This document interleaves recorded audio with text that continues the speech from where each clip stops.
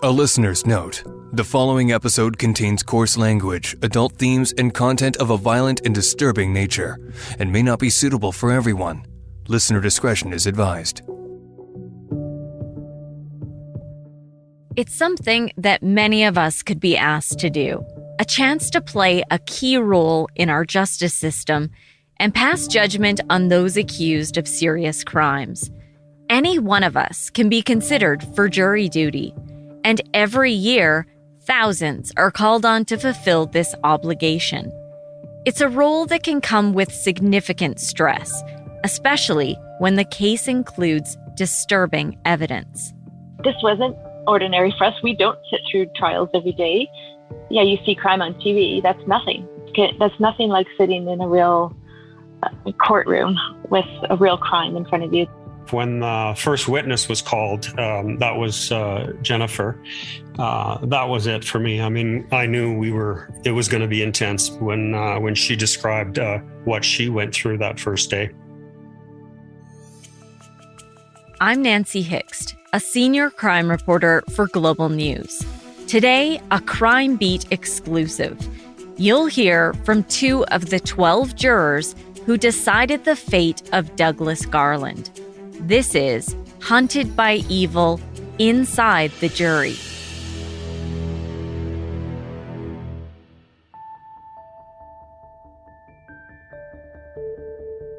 You'll remember from the previous 2 episodes that in the summer of 2014, Jennifer O'Brien went to pick up her 5-year-old son from her parents' home following a sleepover.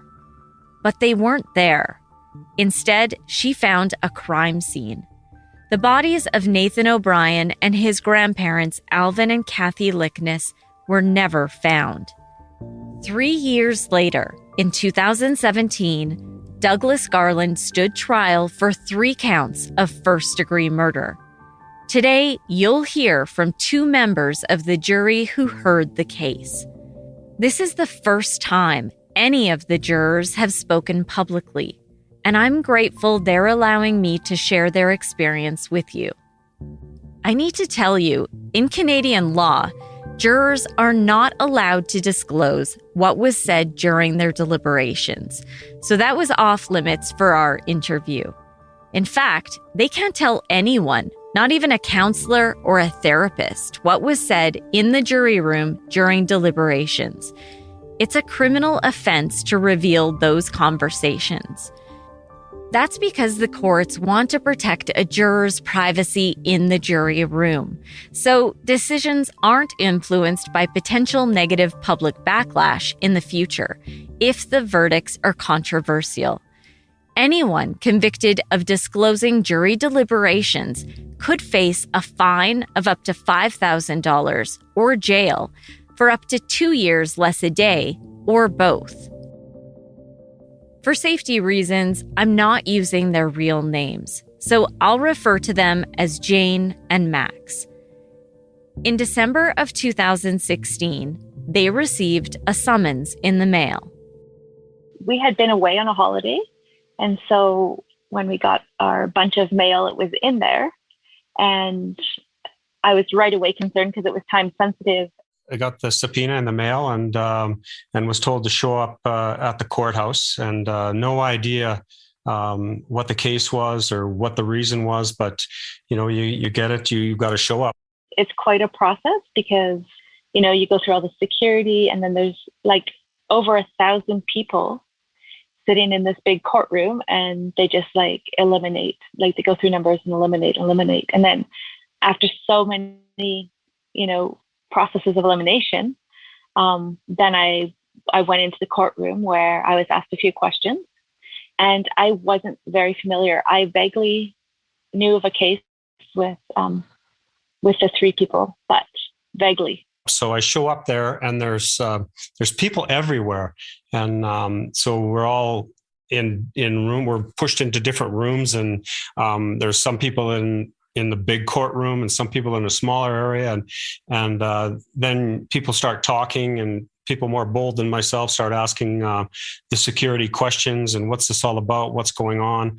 And then I overheard one of the security guys telling the another person that there was 470 some of us there, and that it was for a murder trial.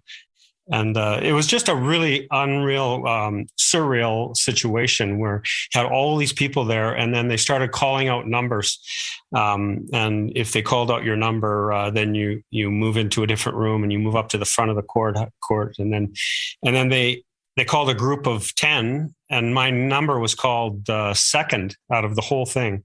And so we would go into the little room, and then never really knowing what you were doing. I felt like, it was cattle being moved from pen to pen, never knowing exactly what's happening. And then we went from that room one at a time into meet the judge and the lawyers, and they were allowed to ask us three questions, I think it was, whether we were aware of the case, we've heard of the case, and if we could be impartial. This was an extremely high-profile case, and because of the amount of pretrial media coverage, nearly 500 people were called to the Calgary Court Centre for jury selection. Garland's defense team successfully applied to screen possible jurors through Challenge for Cause, where prospective jurors were asked a set of questions designed to expose potential bias due to the publicity of the case. It's important to note that just because you're aware of a specific case doesn't mean that you won't be asked to serve on a jury. I'm a bit of a news junkie. I watch all the news, and I knew who you were, and I had seen you chasing Garland down the street before I even knew that I was going to be anywhere near that trial. And so I was very familiar with it, but I was very confident that I could hear the what was to be said and make an informed decision. So I didn't think it was going to be a problem for myself. I should add, there are a variety of reasons people are excluded from jury service. That includes some specific professionals, like judges and lawyers. There are others who can ask to be excused from jury duty. For example, public servants involved in the administration of justice and their spouses, and people with health or domestic obligations. This is up to the judge in each case. There are a lot of people who can't or don't want to serve as jurors. But again, it is your duty unless you can prove it otherwise and be granted an exemption. It was also interesting because we had this little lunch break, and I went to get a bottle of water, and I was talking to another person waiting. And, she was really hoping to not get on the case. And she said, "Why would you want to be on it?" And then for some reason I did. And I remember talking to one of the other jurors too, feeling like this is a privilege to get to be a part of our justice system. For me, I know a lot of people did want to get out, and some people were able or wanted to. They had other commitments, family commitments. For me, I was running my own business. I had people that I could count on. My wife and I worked together. So I was fine with it. I was totally fine with it. And I thought it would be an opportunity to give back to the community. I was born here in Calgary, and so true Calgarian, and to give back to the community. But I had no idea what I was really getting into at that point. Then again, they start funneling you into another room, and so I go into a room which turned out to be the jury room, and there was one guy sitting in there, and then I was in there, and then here comes a third person and a fourth person, and then as it went along, we realized that we were actually the jury, and at that point we didn't even really know. In most cases, there are 12 jurors selected. For the Garland case, 2 extra jurors were chosen to protect against a mistrial in case any jurors needed to drop out. So there were 14 jurors in total. 3 women and 11 men were selected. Well, the seriousness of the whole courtroom, the rules, we were informed early and often about what we could do and couldn't do, and no cell phones, and who we could talk to and who we couldn't talk to, and that we weren't to watch the news, and so it started early. As a journalist covering this case, I attended the preliminary inquiry, after which the judge determined there was enough evidence for the case to proceed to trial. There was a publication ban on details of the prelim, so I wasn't able to report on the evidence presented, but it did prepare me for the graphic details that came out during the trial. Jurors, on the other hand, had no idea what they were about to hear. I think every day was a bit of a shock, to be honest. And that was quite something, looking him in the face and taking in the whole scene of the courtroom and the family. I think that was a big thing, just looking at all the people who were there. That was hard. When the first witness was called, that was Jennifer. That was it for me. I mean, I knew it was going to be intense when she described what she went through that first day. The evidence presented during the trial can only be described as horrific. One by one, investigating officers explained what they found at each of the different crime scenes. Sergeant Jody Arns testified about the bloodstains at the Liknes home and explained how evidence showed that all three were likely still alive when they were taken. Senior Constable Ian Oxton fought back tears as he walked court through the forensic evidence found on the Garland property, including DNA of all three victims. Each investigator's testimony added pieces to the puzzle of what happened to Nathan and his grandparents. I guess I've always had a respect for the investigators, but now such a next level of respect for all of them, all the different positions that were involved in helping to solve this. Just so much respect and just a realization of how incredibly hard their job is and how engrossed they were in it for such a long period of time. I was looking at it for a couple of weeks. How do you do this every day of your life? I have no idea. What a great job all the detectives and the Calgary Police, the RCMP, the Hawks helicopter, all the people that gathered the CCTV video, and the amount of evidence that was, the 1,400 pieces of evidence, I think it was, that were gathered is just unbelievable. I had no idea, my only thing with police is my speeding tickets. So I had no idea that talented people were out there. There was one officer, Constable Jamie Parhar, whose bubbly personality allowed for some welcomed smiles throughout her testimony.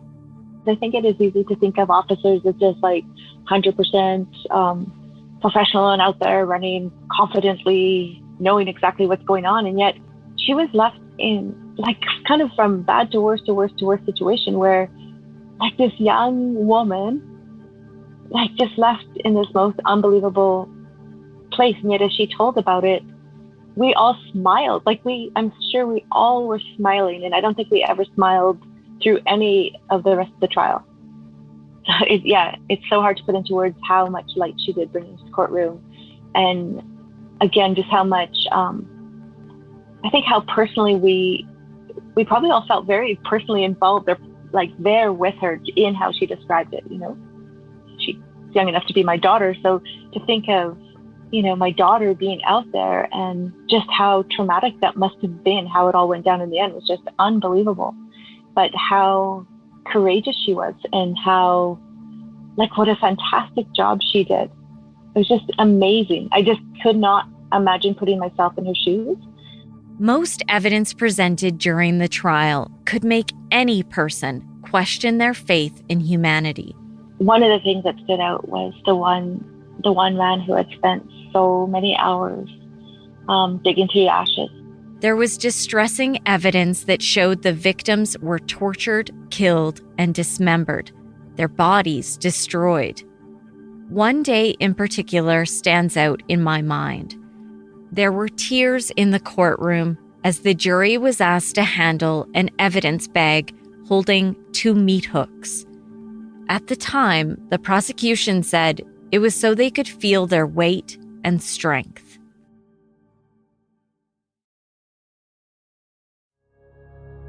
The trial continued for nearly 5 weeks.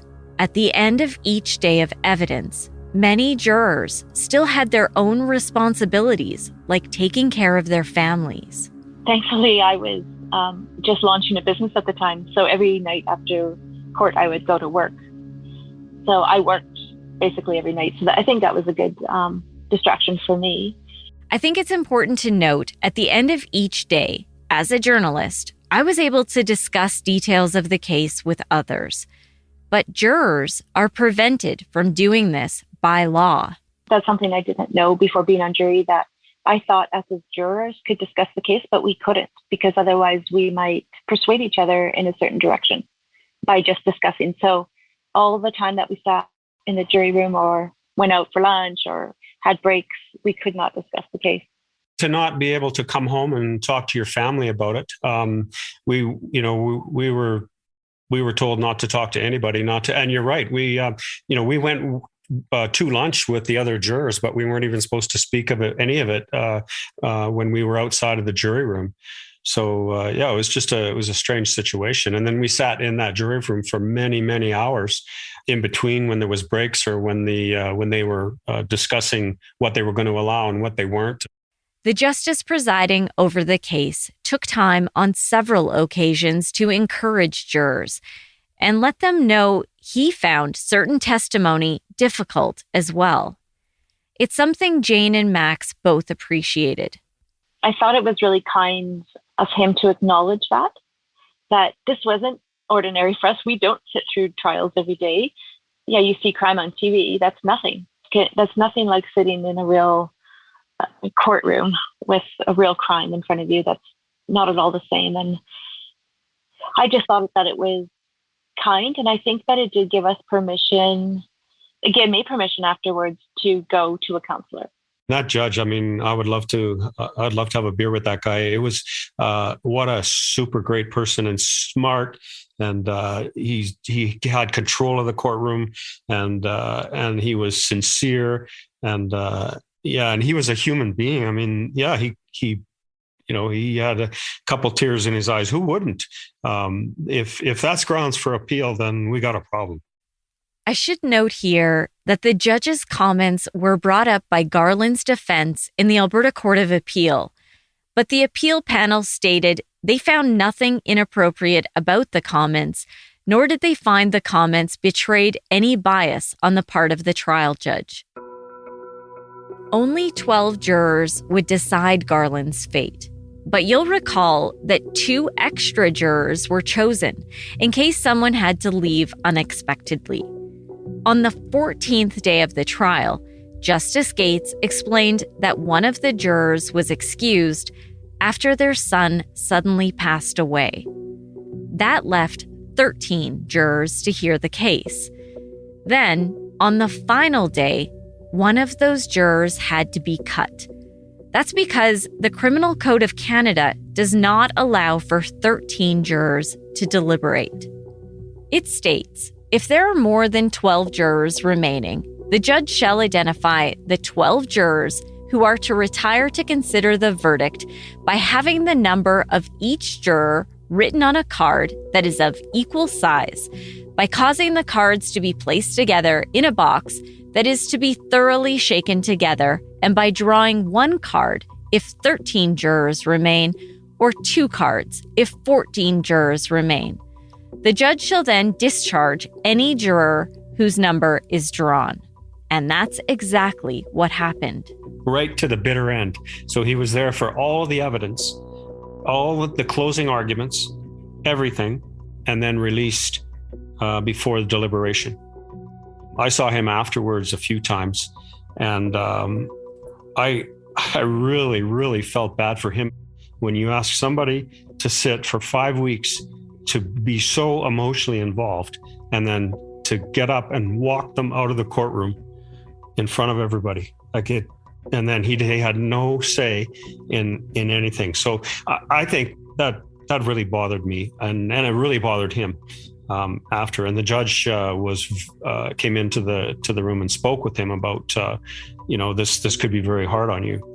So yeah, it was a weird situation. The 12 who remained were sent to deliberate. And again, jurors cannot discuss what was said during those deliberations. After nearly 5 weeks, Max said he felt prepared to weigh both the prosecution and defense evidence. I've already heard the case. I've already seen the pictures. I've already listened to all the testimony. I've got about 40 pages of notes, and by that time I'm ready to go. Let's finish this thing off. It took jurors just 8.5 hours of deliberations to reach their unanimous decisions. Douglas Garland was found guilty of 3 counts of first-degree murder in the deaths of Nathan O'Brien and his grandparents Alvin and Kathy Liknes. There was a feeling, even a sense, not seen, but practically, such a strong sense of all this evil being lifted and released. And I hadn't realized how powerful that moment would be. I hadn't realized how much would be released in that moment, how much was hinging on that, how much hope would be restored in something in those moments. It was so incredible to be a part of that I have such a new interest in justice, a new passion, a new, can't stop thinking about it, can't stop studying it, there's just something that makes me realize that as humans, justice is so important. And when we got to see the reaction and when we got to be a part of that, it was truly a miracle. And all of us did talk about that after, how shocking it was, how shocking it felt to just be a part of that moment. And you're thrown into it. You get there and it's 5 weeks of intense trial. And then the verdict comes down. You walk out of the courtroom and it's over. I mean, it's almost the extreme of an athlete at the end of his career or something. And then you wake up tomorrow and then you have to deal with it. And there's nobody there. Nobody there you can talk to that has been through it. I would have liked to have seen possibly some. They offered us counseling, one-on-one counseling, and I did go to a counselor because I thought it would be wise to do that ahead of time at the end of the trial. And but I didn't find that they really understood. I think what might really work for a jury is if they had a group session right at the end of the trial. Say the jury stays an extra day and just have a little group session and a little understanding of what's to come in the next month, 2 months, 6 months. For different people, it'll be different things. But I think it would be beneficial because it was intense and then it was over. The people these 2 jurors think of the most are Alvin, Kathy, and Nathan's family, especially Jennifer O'Brien. As a mom myself, with a child and a loving grandma, like imagining her walking into the house and the horror, the unbelief, the terror that she must have gone through as it starts to register, and then the phone calls and it's just so tragic. The evidence they saw and heard during those 5 weeks will no doubt haunt them for the rest of their lives. It was probably, a good 6 months for me, and I'm sure longer for others, 6 months of sort of processing, like daily, after going through that and just realizing, and not just processing like the gruesomeness and the evil, but also how our justice system works, all the different things that the investigators do, what's involved in this, what's involved in that. Like all of it was just a process to go through and to understand. And it was, some of it was very hard and some of it was just great to know.